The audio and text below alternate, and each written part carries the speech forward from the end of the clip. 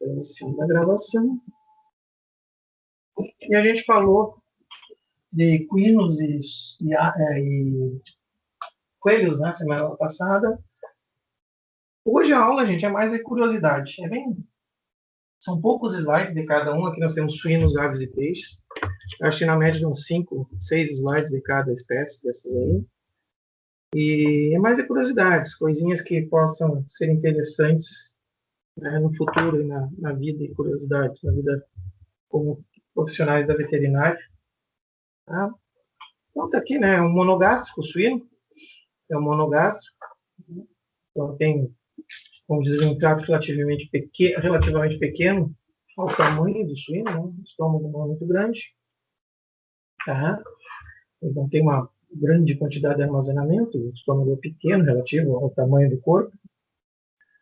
Ele não tem estruturas muito desenvolvidas para a fermentação também. Né? Então, de resto, é muito semelhante com todos os outros mamíferos. Né? Então, mais por curiosidade, como eu disse, né? Os suínos, né? Eles têm baixa capacidade de síntese de vitaminas, né? Síntese de nutrientes, principalmente vitaminas, a não ser essas do complexo B, a B12, por exemplo, fermentado lá no século, com micro-organismos, com as bactérias que existem lá, simbióticas, né? Fazem a fermentação. A não ser essa aí, não tem praticamente nenhuma síntese de vitamina importante, ou seja, o animal tem que receber suplementação na alimentação de vitaminas ou captar essas vitaminas na sua alimentação, né? Se estiver vivendo a campo. Né? Baixo aproveitamento de fibras, né? Ou seja, ele não tem um trato fermentativo tão interessante assim. Então, ele não tem uma capacidade, aqui diz a morfologia digestivo, não oportuniza condições para micro-organismos usarem substratos fibrosos. Não tem câmeras fermentativas desenvolvidas, né? Então, o seco fermenta um pouquinho, provoca a produção de uma vitamina B12, mas mais que isso, praticamente nada. Tá? O que é interessante, né? Que a enzima lactase, né? Ela permanece por mais tempo nos leitões do que a época de desmame, desculpe, do que a época de desmame que é adotada nos criatórios, né? Então, normalmente, ou seja, teoricamente, né, o animal necessitaria mais tempo junto à mãe, porque ele ainda tem enzima, se ele ainda tem enzima depois do desmame, significa que a idade de desmame deveria ser um pouquinho mais adiantada, teoricamente. Mas na prática isso não acontece, né, porque a gente tem que fazer a terminação do animal para o abate, e sai caro manter um animal mais dias no criatório, né? Cada dia é a ração que está dando, é manejo que está sendo feito, então a intenção da criação é otimizar esse tempo, né? Deixando cada vez menos tempo com maior ganho. Tá? Mas então diz assim, ó, é interessante que de 7 a 10% de, de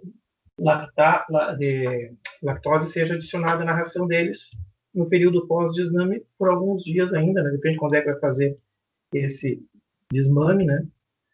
Porque eles têm bastante concentração de lactase no organismo. Tá? Desculpa. Assim como nos demais animais mamíferos, né? Essa lactase, com o passar dos dias, vai baixando, vai caindo até que não tenha mais atividade, então não tem mais por que tomar leite. Mais uma curiosidade, né? Esse bichinho é domesticado, mas eles têm aí os javali como pré-históricos deles, né? São primos deles aí. E da mesma forma, o suíno nasce com os caninos bem avantajadinhos. Né? Então, para evitar problemas ao nascimento, você corta os caninos desses animais. Estou fazendo ali o corte, né? Você arranca fora, corta os caninos. Também corte de cauda, né? Também é realizado logo nas primeiras horas de nascimento ali. Isso, o suíno é muito curioso. É um bicho muito curioso. Se eles verem, então, num confinamento, está cheio de porquinho, ó, cheio de suininho aqui, ó, né? Consegue ver bem que tem 1, 2, 3, 4 camas que a gente visualiza. Tá? Eles são muito curiosos. E o rabinho sacudindo ali, começa a chamar a atenção, e eles vão lá para morder para ver o que acontece. E quando tem sangue, então a cor vermelha chama muita atenção para eles, eles são muito curiosos e vão lá e mordem mais. Então acaba causando lesões, acaba causando traumas nos animais, né? Então, para evitar lesões, para evitar acidentes, você corta o rabinho logo ao nascimento e os caninos também, tá? Senão eles vão se machucar, um arranhar o outro, você cortar. E quando tem sangue, então aí eles ficam mais curiosos, vão lá e furungam mais ainda. Outra curiosidade, né? É a necessidade que, assim, de como logo que nasceu, nos primeiros momentos, ali, cortar os dentes e a cauda, é de dar uma suplementação de ferro, né? Então, é interessante porque os suínos sofrem uma falta de ferro porque ocorre uma deficiência na transferência da placenta da mãe de ferro para o filhote, para o leitãozinho.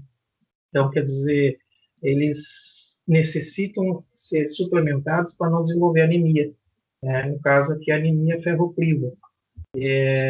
Não me lembro se foi eu que falei de sangue para vocês ou foi a professora do semestre passado, né? Mas deveríamos ter falado para vocês sobre anemia.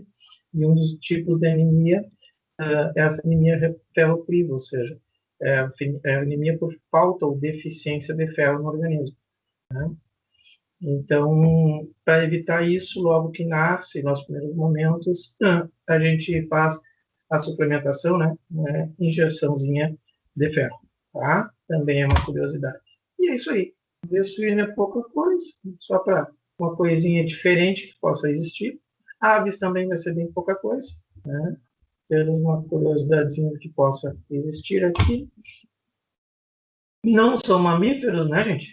É uma ave, né? Então, é um pouco diferente. Então, mamíferos a gente terminou ali constituindo, né? Mas apesar disso, eles têm a boca, esôfago, né? O estômago deles também, que é dividido em papo, proventrículo e moela, tá? Seria o estômago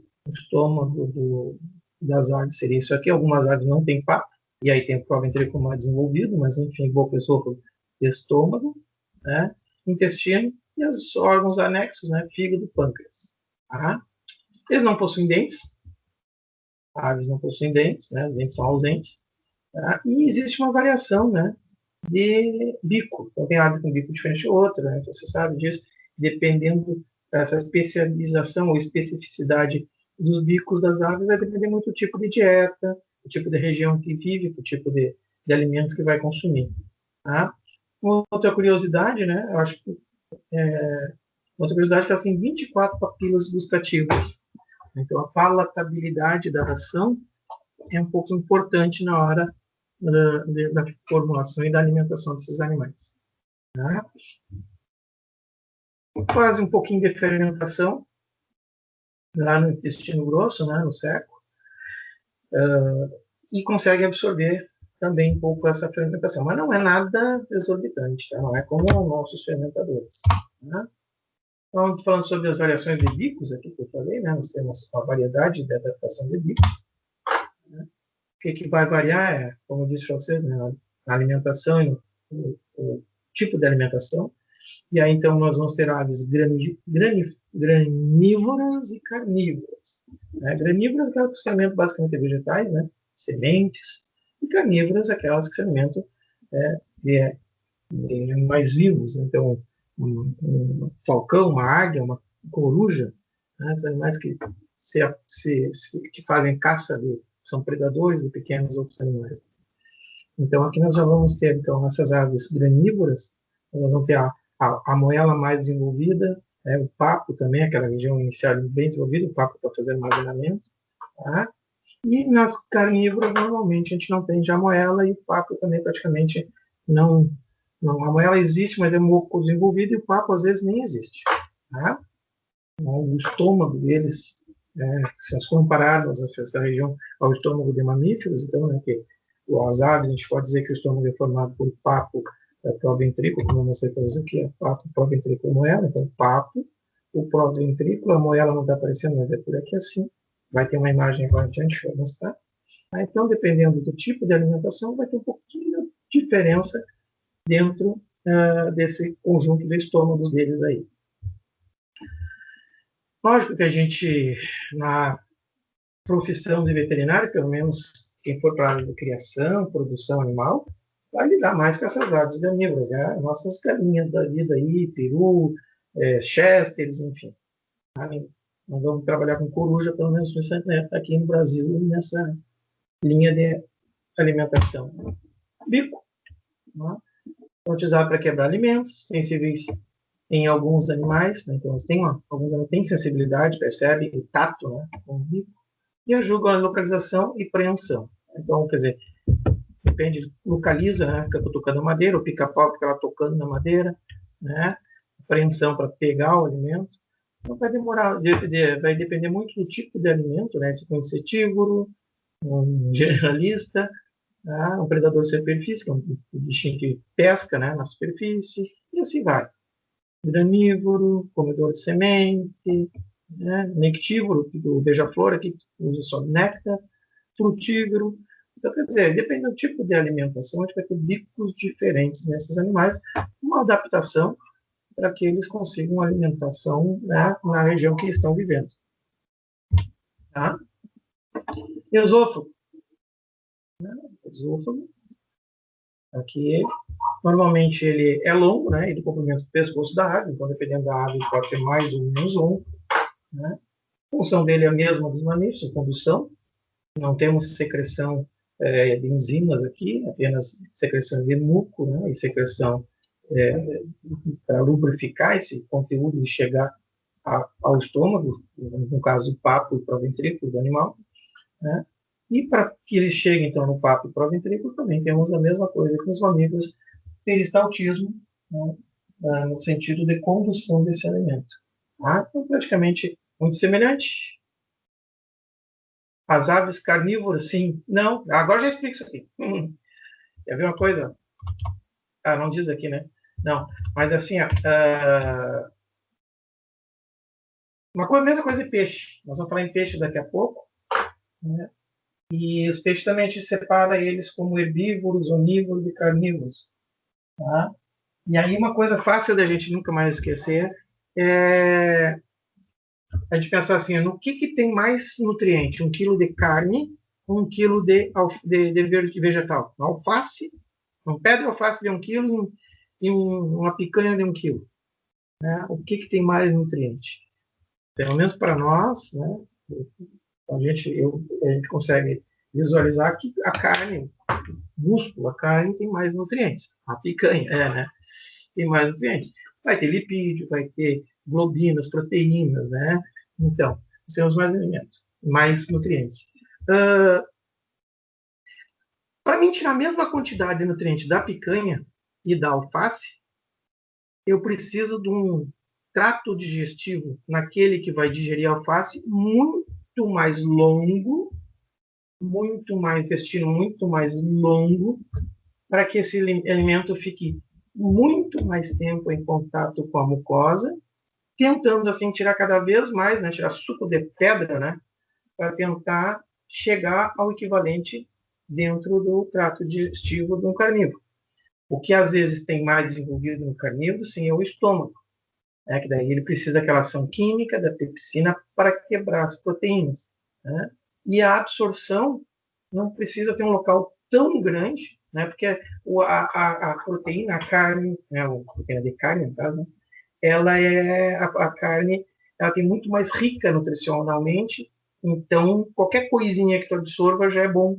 Já alface, qualquer coisinha não é suficiente, então tu precisa ter muito mais trato digestivo em herbívoros do que em carnívoros, se compararmos, né, carnívoro quer dizer graminhas, né, granívoras, comem mais vegetal, e as carnívoras. Tá? Eu nem cheguei a ler aqui, dizendo que ela também desenvolvida para ajudar a utilização de assim, né? Só fala da manhã do papo. Tá? Devia estar aqui que é o estômago nessas aqui, nas granívoras, é o estômago.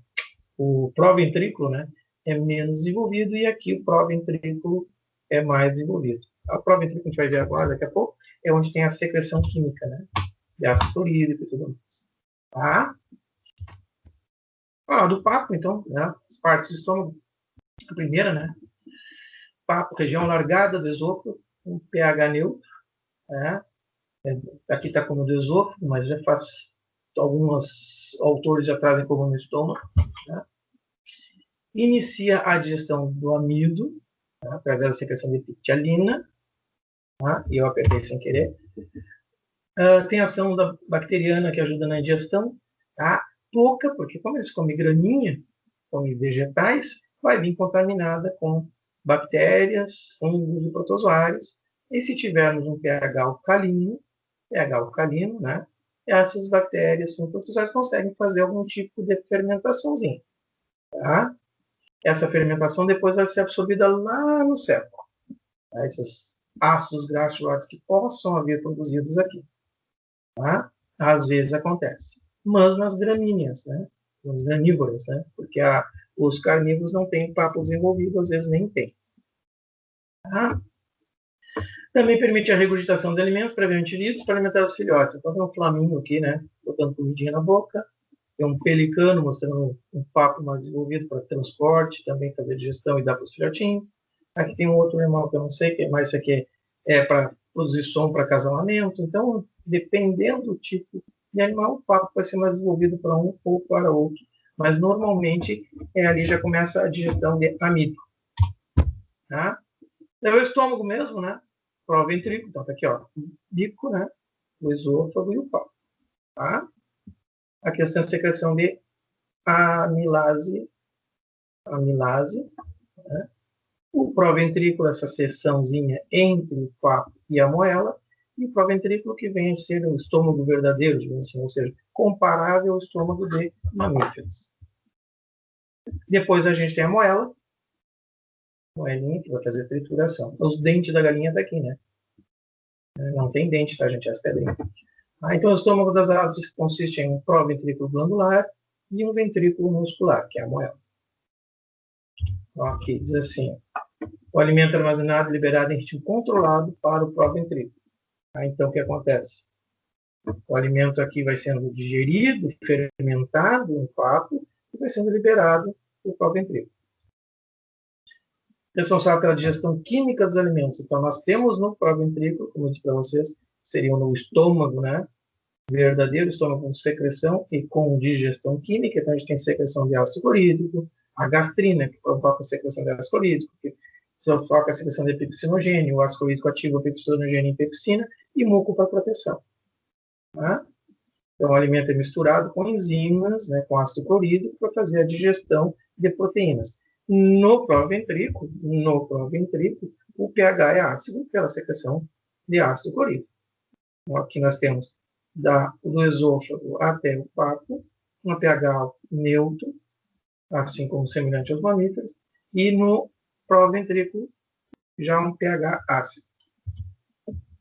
Diz assim, exerce a função de armazenamento nas aves que não possuem papo. Tá? A função do papo é armazenar. Mas naquelas carnívoras que não têm papo, esse proventrículo vai ser maior do que isso. É outra figura que eu não tenho aqui, mas esse proventrículo vai ser maior, vai ser bem mais alargado e vai ficar fazendo o armazenamento e a digestão. Então, essa é a maior diferença, não o tamanho do intestino. Sim, aqui. Também o tamanho do intestino vai ser menor nos carnívoros. Então, também exerce a função de armazenamento. A moela, aquela que está logo depois, que vocês fazem a trituração, a gente tem as pedrinhas, né, os dentes da galinha. Né? Moela, uma parede espessa, muito muscular, tem uma atividade de trituração muito importante. Tem processos mecânicos, né? Então o conteúdo chega ali, estimula mecanoreceptores da mesma forma, e ocorre a reflexo de trituração, de contração desse compartimento chamado moela, para triturar os alimentos. Essa trituração é auxiliada com pedrinhas, que a galinha, por isso que a galinha, a ave, né, come pedrinha, vai lá, come pedrinha, também para ajudar na maceração dos conteúdos e também quebrar muitos grãos, né, sementes que eles acabam ingerindo. Tá? E aí tem uma coisinha que diz assim, a trituração com auxílio de pedras ingeridas.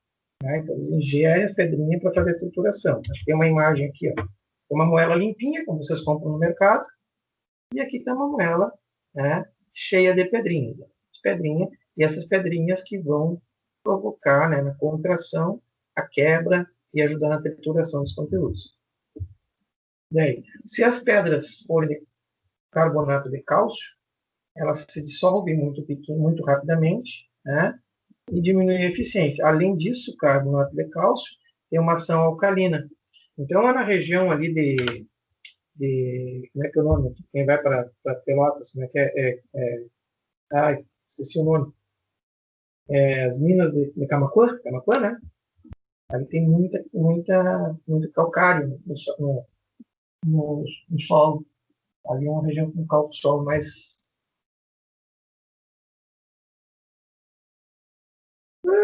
Se é louca da árvore, que a Juliana perguntou, se pode acontecer das pedras machucarem a árvore, né? O esôfago, pode difícil de deglutição, né? Se a árvore for meia louca e pingir uma pedra meia grande, pode sim. Né? Pode sim. Mas normalmente eles ingerem pedrinhas menores, né? Que elas consigam fazer deglutição. Mas às vezes tem umas maluquinhas por aí. Pode sim, pode sim. Especialmente porque elas não têm glândulas salivares, né? Só no esôfago que existe secreção de muco para lubrificação. Então, a água da saliva não existe para provocar a secreção, facilitar a deglutição e facilitar, digamos assim, a lubrificação do esôfago. Né? Então eu estava voltando aqui, ó, na região de Camaquã, ali, né? Quem vai para Pelotas, para Rio Grande, aqui sai de Santa Maria, é uma região que tem muita mina de calcário, e o solo ali é mais rico em calcário. O que acontece? Se as árvores ingerirem muito calcário, além do problema da calcário se esfarelar muito rápido, não é uma pedrinha que fique dias, semanas no trato, né? Em seguida ela esfarela, ela é muito, ela se dissolve, né? Além disso, de ela se dissolver e não ter ação de trituração, ela também vai alcalinizar o trato. E aqui, né, o trato, nós teríamos que ter um trato mais ácido para a digestão. Lembra que está aqui o proventrículo e a moela. Então, se elas começarem a ingerir calcário, esse calcário, quando chegar no proventrículo até chegar na moela, já alcalinizou o proventrículo. Então, dá uma alcalinizada e, com isso, diminui a eficiência desta enzimazinha, né, a pepsina. Certo? Lembrando disso, que a pepsina precisa de um pH ácido para a atuação. Tá? Então, diminui a eficiência digestiva do animal. Rações comerciais, né? Tem a granulometria muito pequenininha, tá? Também vai ser menor a ação da moela, né? Tá? Porque não precisa triturar, já está esfareladinho, então vai diminuir a ação da moela sobre esses alimentos.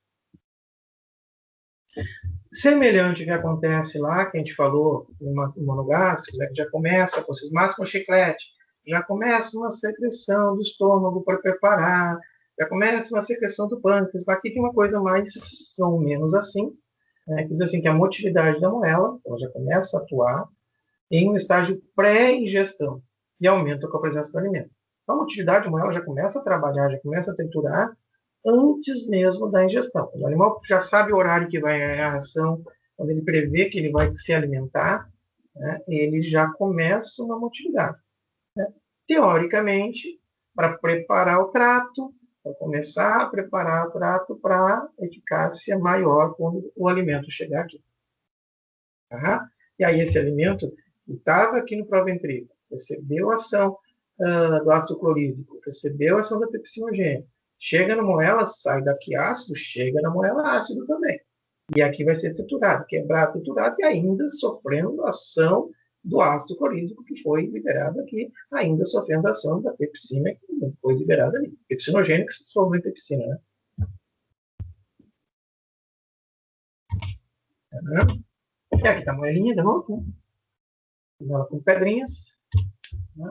O intestino, também curiosidades, assim como nos outros animais que a gente viu, absorção de nutrientes, água. A parte inicial do intestino deles, né, a parte inicial, tá as letrinhas, mas não tá o que é, né? A parte inicial do intestino deles não tem muita ação, né? Tá aqui, ó. Intestino delgado, né? Duodeno, não ocorre nenhum tipo de digestão. Então, a parte inicial, o duodeno de Ares, ele logo que sai da moela em digestão em direção ao intestino, não tem quase nada de digestão. Diferente do que acontece com mamíferos, que é no duodeno, que é maior atividade digestiva acontece por ação do suco pancreático, enfim, né? Não acontece aí. Tá? Vai acontecer em aves, mas para trás um pouquinho, mais lá no jejum e no ídio. Então, nessa região, nós vamos ter mais atividades de células do enterócito, secreção de substâncias, o que acontece, aquela secreção de colecitoquinina, aquela secreção de secretina, alguma lipase intestinal, amilase intestinal, que acontecia no mamífero, no duodeno, já acontece aqui no jejum, tá? Na parte média do intestino delgado. Tá? O ilho, né? Tem uma flora intestinal, tem microbiota intestinal, e aí já começa uma fermentação, e aí nós conseguimos até auxiliar na formação e absorção de imunoglobulinas. Tá? Então, tem a produção de algumas imunoglobulinas nessa região aqui. E no seco, depois, a gente vai ter a fermentação, né? Com a ação das bactérias que estão lá, produção de ácido graxo que são absorvidos. Inclusive, aqueles ácidos graxos que vierem a ser produzidos no papo, que eu falei agora para vocês, vão percorrer o trato e vão ser absorvidos aqui também, no intestino grosso, no seco. Tá? Semelhante ao que acontece em fermentadores, então aqui também tem uma produção baixa, é pouco, o seco deles não é desenvolvido suficientemente para isso, mas produz ácidos graxos voláteis, esses ácidos graxos voláteis vão dar energia, né, e vai ser absorvido. Tá? Os conteúdos alimentares, nutrientes, né, lá no duodeno não tem muito, o jejum ele tem mais ação, e vai então aqui ter absorção de proteína, absorção de lipídios, absorção de carboidratos, enfim. Tá? Depois, então, que escapar daqui, consegue ser um pouquinho fermentado no intestino grosso e absorvido pela mucosa do seco. Reto não funciona para nada, apenas para absorção de água, semelhante ao que acontece com mamíferos, né? Uma curiosidade, perus possuem essa tal de antiperistalse. Né? Então, a antiperistalse é aquilo que traz contra o sentido aboral, né? Vai no sentido oral, então vem aboral, em direção a uma regurgitação. Professor, reações que são completadas, por exemplo, complementadas. Por exemplo, com metionina, essa metionina vai ser absorvida onde? Pois é, boa pergunta. A princípio, não vou precisar ler um artigo sobre nutrição de aves, mas no jejum. Tá? Vai ser absorvida lá no jejum, lá no intestino delgado. Tá? Só se tem uma outra via por aí que de repente algum trabalho mostrou. Mas a princípio, que eu saiba, é no intestino delgado.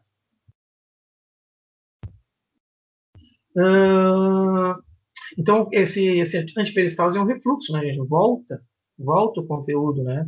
O conteúdo do duodeno e jejum volta para o proventrículo. Creio que não, porque normalmente o que acontece, tem que ver como é que vai ser dada essa metiolina. Eu nunca trabalhei com enzimas em trabalhos de pós-graduação, mas normalmente elas são dadas de forma nanoencapsulada ou capsulada ou tem alguma proteção. Suíno se completa na ração. Também, sim, suíno sim. Justamente porque tem pouca ação de vitamina, né? Então tu tem que dar uns aminoácidos para a produção de proteínas, síntese proteicas depois, e também ver se consegue produzir algum tipo de vitamina. Tá? Metionina, taurina, que mais? Lisina. A lisina tem muita complementação também, principalmente os suínos. Tá? Normalmente, essas suplementações, esse suplemento, ele já vem num formato protegido contra a ação gástrica. Então, é a mesma coisa se vocês tomar aqueles comprimidos, lógico, isso é nano, né? Que nem aqueles comprimidos revestidos, sabe? Você tomar um Dorflex não tem revestimento nenhum. Bota na boca, tu sente o gosto do sal. Às vezes tem um comprimido que ele tem um revestimento. Ele parece um plástico em volta, né? Não, eu estou falando de cápsula, estou falando que ele tem um revestimento. Às vezes é colorido esse revestimento. Vermelhinho ou marrom. Acho que aquele para dor de cabeça, a Neosaldina é revestido. Né? Para quê? Justamente para ele não ser destruído no estômago e chegar com a sua atividade ainda no intestino. Tá? Então tem que ver bem como é que a forma de adição na ração. Mas quase certeza, não vou dizer certeza, que tudo isso é absorvido depois no trato intestinal. Tanto em aves como nos demais animais. Tá? Então está falando da antiperistalse, né, que ocorre em perus, e por isso que a gente faz aquele pâté de foie gras, que é tão famoso, né, o pâté de foie gras, pâté francês, nada mais é que um patê de fígado de peru, né? O que acontece, né? Essa antiperistalse traz aquele conteúdo do duodeno e do jejum de volta para o proventrículo. Então, ele está lá no duodeno, no jejum, já está lá embaixo. Ele volta para o proventrículo. E aqui recebe nova ação de enzimas, enfim, né? E com isso vai possibilitar mais secreção do fígado, mais secreção do pâncreas depois, porque esse conteúdo vai chegar no intestino. E não sei se vocês já viram alguma coisa sobre perus, né? Agora tá, a maioria dos países europeus já condenou a produção de patê de foie gras, mas existe, acho que a França ainda faz, né? Que o patê, esse é feito com fígado de peru, nada mais é do que uma hiperplasia que o pessoal provoca no fígado dos animais pelo excesso da ingestão de alimentos. Literalmente, eu tinha imagens aqui, mas eu tirei depois, que eu achei meio chocante, que eu tenho que tirar. Mas se botar no Google, né, vai encontrar lá imagens de um peru sentado no ninho, com um funil na boca, um funil gigante na boca, e os caras com um pilão socando comida, ração direto no animal, para provocar uma produção ininterrupta de secreções pancreáticas e hepáticas, né? E com isso um aumento, uma hiperplasia do fígado, e aí gera uma doença no animal, uma hiperplasia hepática, e aí eles matam o animal para tirar o fígado e fazer o patê. O fígado acaba ficando friável, amarelado, cheio de gordura, né? Gordura hepática. Isso, exatamente. Vamos ver se a gente acha aqui. Vamos ver se a gente acha aqui. Vem no YouTube aqui, né? Vamos ver aqui. Vamos ver aqui. Não sei como é que escreve foie H. Foie H. Não sei assim. Vou botar qualquer coisa que vai aparecer. Patê. Prodática, eu botei. Patê.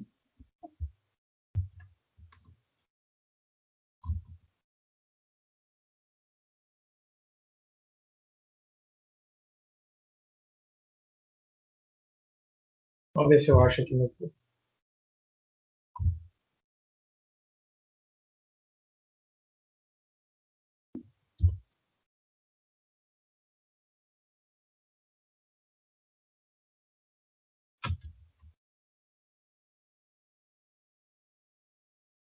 Deixa eu achar como é que pronuncia, escreve esse tal de H. Patê de fígado de peru. Imagens.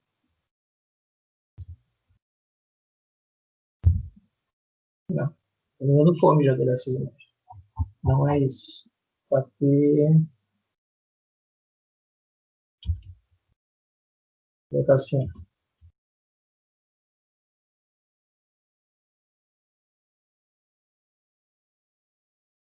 Vamos achar. Está animal. E eu não acho, eu não acho, eu não acho, não. Não acho, não acho, não acho, não acho. Que não. Ih, gente, não vou achar.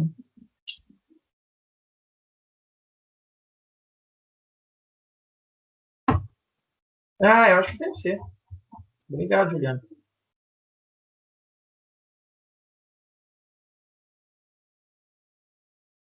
Aqui, ó. Obrigado. Pode lá. Ah, mas aqui vai aparecer o patê. Eu quero reprodução. Não, escolhi a foi, graça. Pode lá.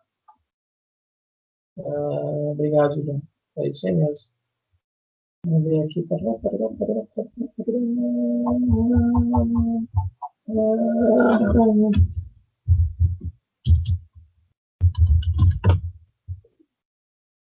Ó, uma coisa. Ó, aqui vai aparecer outra coisa. Opa.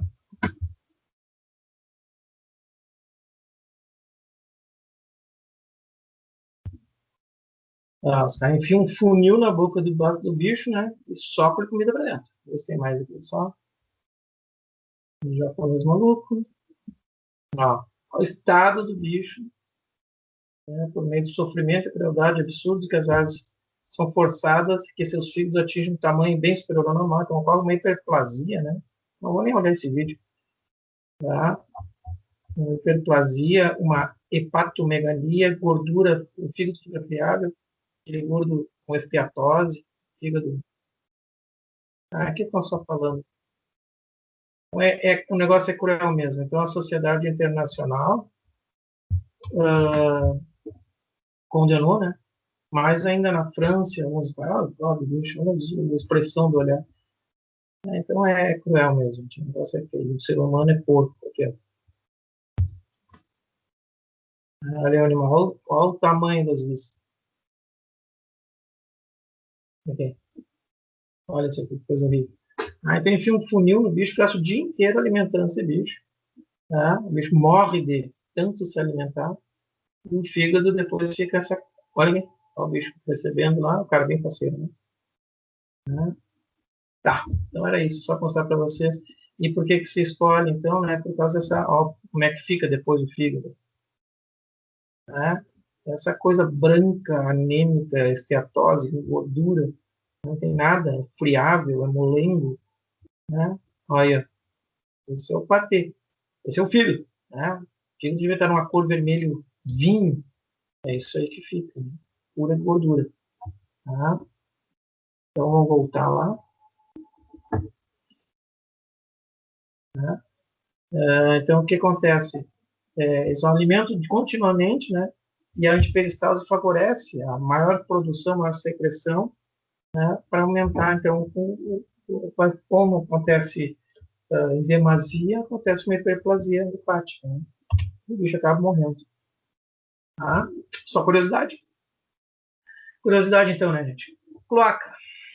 Então, cloaca é o orifício onde se abre tanto o trato genital quanto o trato urinário, né? Então, nós temos um orifício único, né? Então, vai estar ali o hábito pulmonar e o aparelho intestinal também, né? Então, é tudo. Então, é pipi, cocô e secreções genitais, né?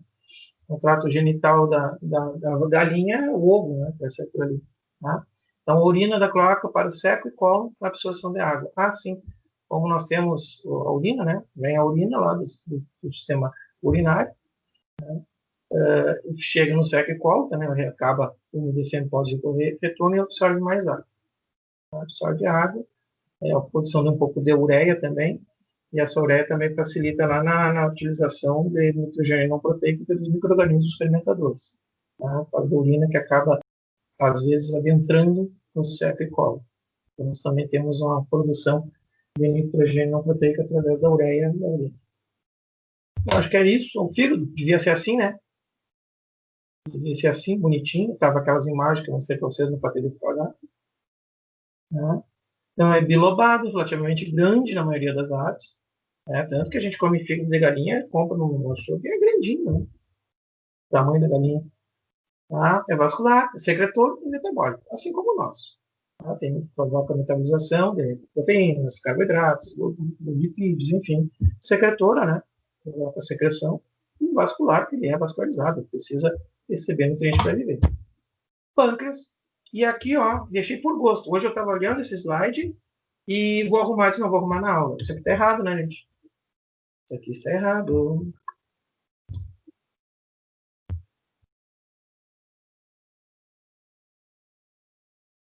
Isso. Parte endócrina, células alfa, beta e delta. Exócrina, que são as enzimas. Tá? Que vocês daí devem estar no e-mail, o material que eu mandei para vocês está ao contrário. Eu vi agora, há pouco, uns 20 minutos antes de começar a aula, eu passei os olhos para ver o que tinha nos slides e ver se tinha alguma bobagem, que sempre às vezes aparece uns erros, assim, tu está escrevendo com a cabeça na lua e acaba acontecendo isso. Tá? A parte endócrina é que nem a nossa, célula alfa, célula beta, delta, né, que vai produzir glucagon, insulina, né, para dizer aquelas nossas hormônios, né, então, endócrina. E a parte exócrina, que é o que a gente fala em fisiologia digestiva, que são as enzimas pancreáticas, o suco pancreático, tá? A parte exócrina. Essa que nos interessa. Mas é porque aqui é para mostrar que ele tem as duas partes, assim como mamíferos. E mamíferos, aves, é isso aí. Peixe. né? Peixes, muito semelhante ao que acontece com suínos, só que os suínos ainda B, eles, vitaminas do complexo B, eles conseguem ainda sintetizar, né? Peixe não sintetiza nada. Nada, nada de vitamina. Tudo que eles precisam de vitamina tem que ser absorvida na ingestão. Tá? Ou eles pegam na natureza, ou recebem na alimentação quando tiver no criatório. A ração deles tem que ter adição de vitamina. Tá? Então, diz aqui, ó, sistema digestivo de peixes é um sistema completo, como o nosso, boca, esôfago, estômago, tudo a mesma coisa. Tá? Composta basicamente por boca, faringe, esôfago, estômago e intestino. Possui homodontia, ou seja, todos os dentes são iguais, não é que nem nós que temos incisivos, molares, caninos, né? Os mamíferos têm os dentes diferentes, não, eles têm todos os dentezinhos da mesma forma, tudo igualzinho. Tá? Na faringe abre-se as fendas branquiais, que é o sistema respiratório deles, e alguns peixes na faringe também tem alguns dentezinhos, os dentes faringianos. Tá? Algumas espécies existe isso. Então tem as fendas branquiais, sistema respiratório. Os sucos digestivos dos peixes são muito mais potentes que os nossos. Então, o ácido clorídrico deles é muito mais digestivo. Né? As enzimas digestivas são muito mais fortes e mais potentes que a nossa. Eles conseguem digerir muito mais facilmente que a nossa. O intestino deles pode terminar, né, em cloaca, assim como as aves, ou em ânus, como nos mamíferos. Tá? Tanto faz. Depende da espécie, o tipo, né, a subdivisão dos peixes lá, que se eles vão terminar em cloaca ou em ânus. Tá? E aqui, como eu disse, não sintetiza vitamina. Aqui, então, tinha um peixe do tipo cartilaginoso, e o cartilaginoso termina em cloaca. Tá? Então, boca, né? Boca, caso do tubarão, que tem os dentezinhos, esôfago, né? Estômago, intestino, tá lá por trás, fígado, e aqui intestino, um cortezinho, mostrando, então, uma válvula espiral que tem nos cartilaginosos, né? Uma válvulazinha que parece um moedor de carne, né? Uma válvula espiral que fica girando para facilitar o movimento peristáltico, facilitar e as enzimas digestivas deles são mais rápidas e mais potentes que as nossas, conseguem fazer então a digestão mais tranquilamente. Esse tipo de peixe cartilaginoso tem as enguias, as arraias, os tubarões, terminam em cloaca. Tá? Aqui tem um peixinho interessante, isso aqui, né? Um peixezinho chamado tubarão. Tá?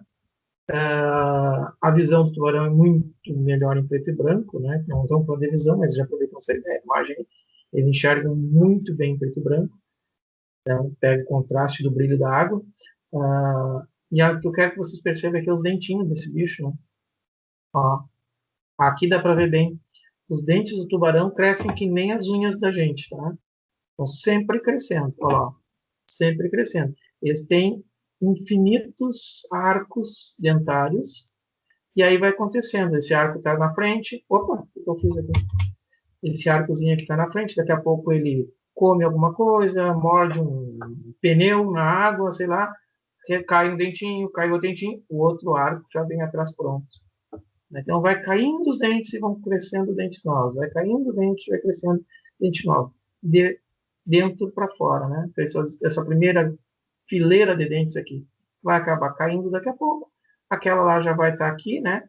E sucessivamente já vem outra. Aqui dá para ver bem. Uma, duas, três, né? E aqui dá para ver todos eles lembrando. Tá? Continuamente produzindo dente. Se perder dente, vão dizer, bem feito, né, tubarão? Não vai morder mais ninguém. Não, daqui uns dias já tem dente novo. Cresce rapidamente, continuamente, semelhante ao que acontece com as nossas unhas. Está sempre crescendo e a gente tem que estar sempre cortando.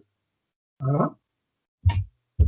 O peixe do tipo ósteo ou teleósteos, né? São caracterizados como teleósteos. Os teleósteos, né, ou ósseo, né, terminam o seu trato digestivo em ânus. Tá? Então tem a boca, alguns têm dentes, outros não.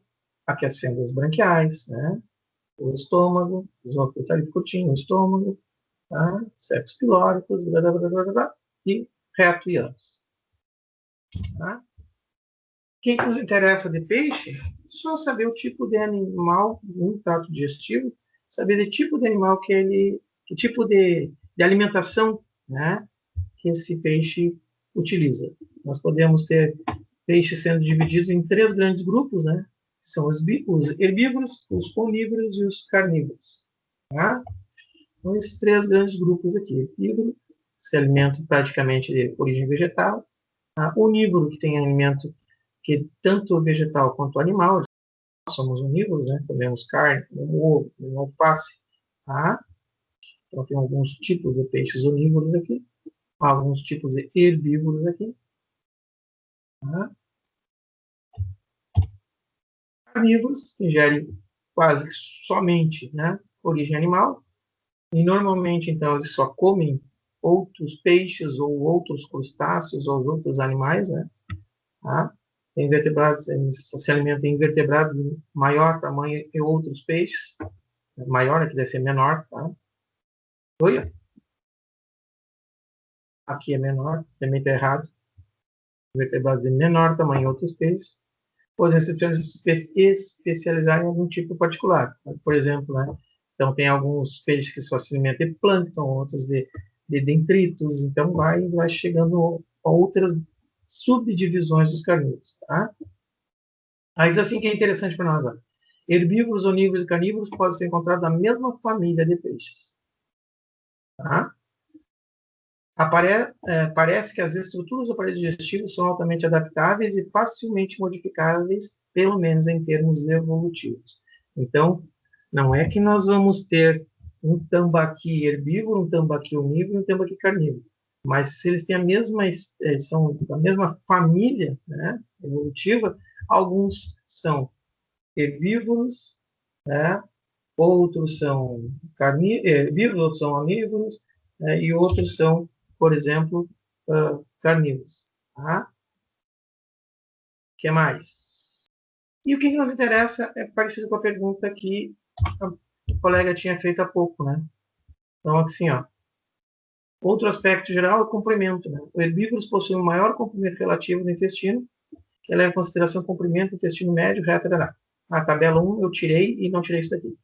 De modo geral, os carnívoros têm um comprimento relativo, né, de 0,2 a 2 centímetros, mas isso aqui é numa tabela lá, gente, que os peixes eram pequenininhos, tá?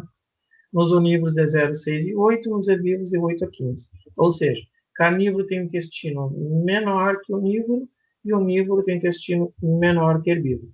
Então, quer dizer, quanto mais difícil de absorver o nutriente daquele alimento, maior terá que ser o trato para que o conteúdo fique mais tempo em contato com esse trato, sofrendo mais e mais e mais ações, para receber e conseguir absorver a mesma coisa que eu consigo absorver em pequenos pedacinhos de nutriente. Eu falei 1 quilo de picanha e 1 quilo de alface. Mas se eu quiser pegar, por exemplo, outro exemplo, pegar e absorver 1 quilo de proteína de um alimento, se eu pegar 1 quilo de picanha, eu tenho 1 quilo de proteína. Agora, de alface, eu preciso comer 1 tonelada.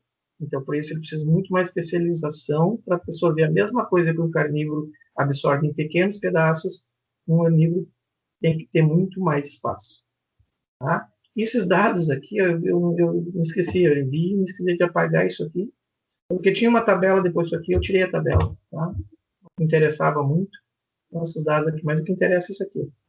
Comprimento do trato intestinal de peixe vai variar de acordo com o tipo de nutriente absorvido. Gente, hoje é isso aí, barbada, facilzinho. Mais curiosidades para a gente poder terminar o digestório tranquilamente. Tá? Vamos parar a gravação.